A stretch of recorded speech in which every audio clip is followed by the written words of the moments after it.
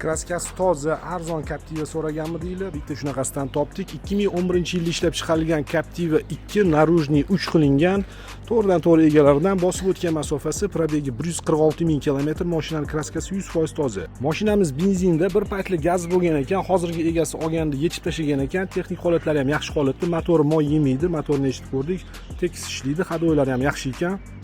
Balonlari ham o'rtacha holatda. Kuzovi tekis holatda, qirilgan joyi yo'q. Yonlarida faqat kapotida bitta kichkina aybi bor. Kraskasi 100% toza, o'zimiz tekshirdik. Kapotida bitta mana shunaqa joyi bor. Buni myatinada to'g'irlab, kosmetik to'ldirib olsa bo'ladi, arzmagan pul. Saloniga keladigan bo'lsak, salon holatlari ham normal holatda, javnaqa yomon bo'lib ketmagan, rul qo'yilgan ekan qanaqadir. O'zining shtatli magnitofonlarida lyuk albatta bor.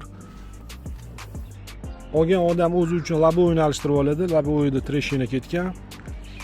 Narxiga keladigan bo'lsak, narxi $9500. Mashina faqat naqd pulga sotiladi. Telefon raqamlarini video opisaniyasida va video kommentariyasida qoldiramiz. Telefon qilinglar, kelinglar, ko'ringlar, baraka qilib olib ketinglar. Manzil Toshkent shahar.